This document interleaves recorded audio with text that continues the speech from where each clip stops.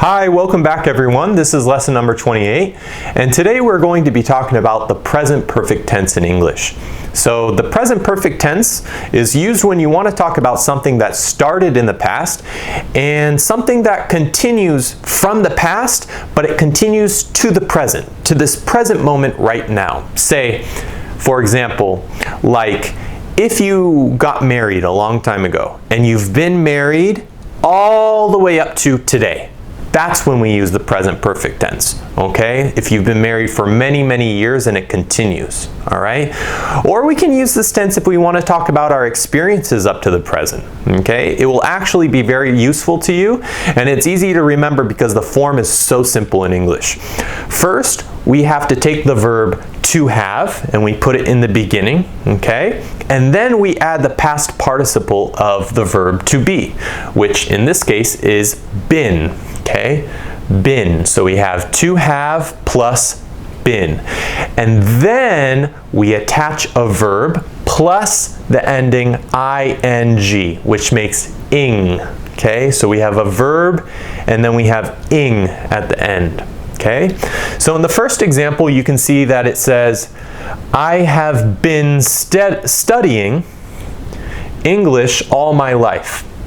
I have been studying English all my life, okay? So you're talking in this case, all your life, a long, long, long time ago when you were little, you started to study English. And you have, from that moment, you have been studying English up to the present, okay? Up to the moment right now. So you can say, I have been studying English all my life, okay? Next, you have been practicing dance since you were 8 years old.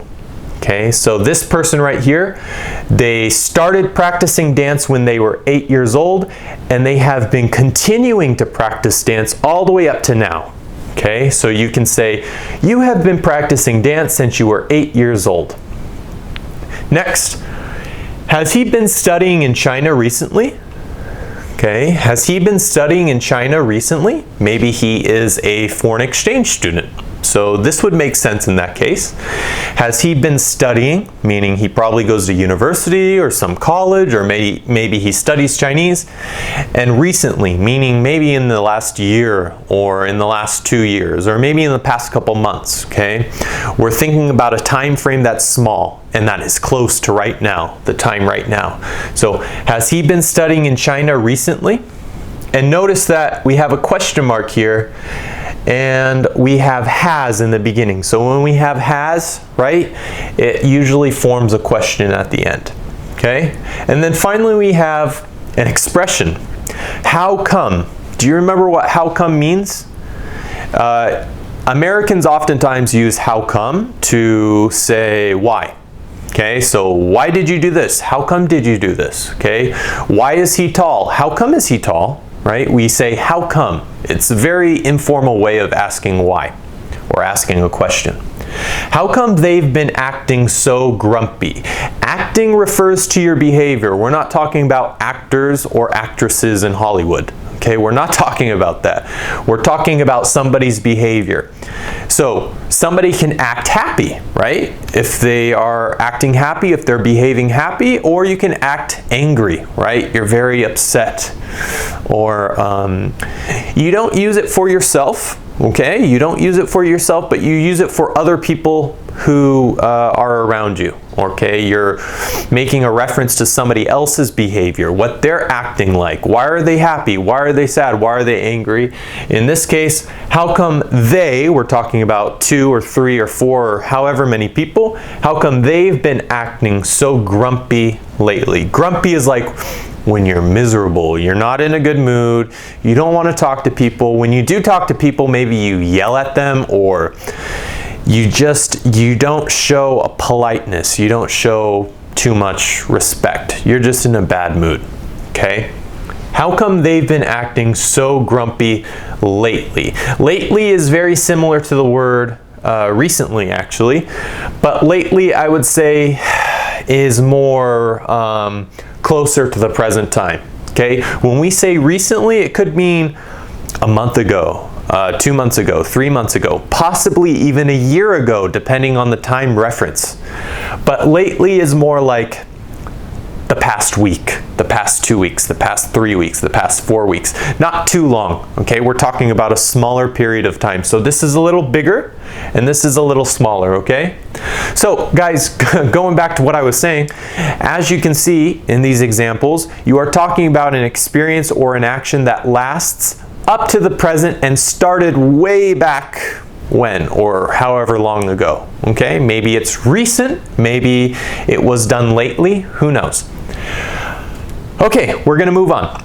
Now let's look at the phrase have ever been, right? Have ever been, but we're also going to look at some new words, or maybe you've seen these words, but I put them in parentheses here. The words are before, and then we have ever, and then we're also going to look at never. Okay, so these are all kind of words that we use when we're talking about this sort of tense.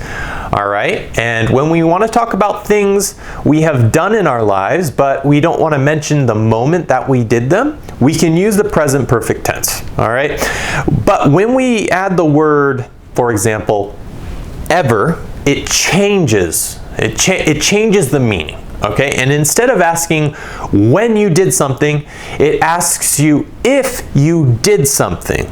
Okay, we're not talking about when you did something, we're talking about if you did something just as a fact in general. Like, did you study? Yes or no?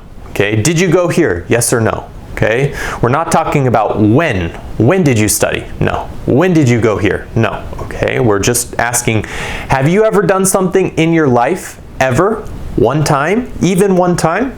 Okay, maybe 2 times, maybe 3 times, maybe 4 times, who knows? Let's look at some examples and you'll understand. It says, have you ever been to Taiwan before? Okay, have you ever been to Taiwan before? So when we have ever right here, it emphasizes, have you ever been to Taiwan before? Okay, one time. Have you been there one time? If yes, then say yes. If no, then say no.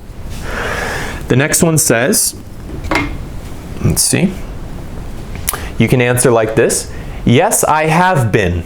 Okay, or you could say, yes, I have. Yes, I have been. You could say both. Okay, but been in this case, it's optional. Or you can say, yes, I've been. Notice that we have I've.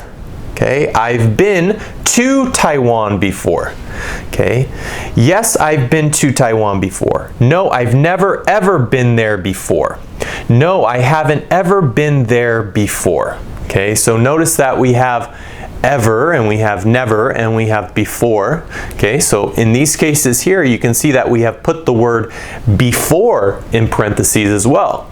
That's because it's optional. You don't have to say it. You are not obliged to say any of these words in the parentheses.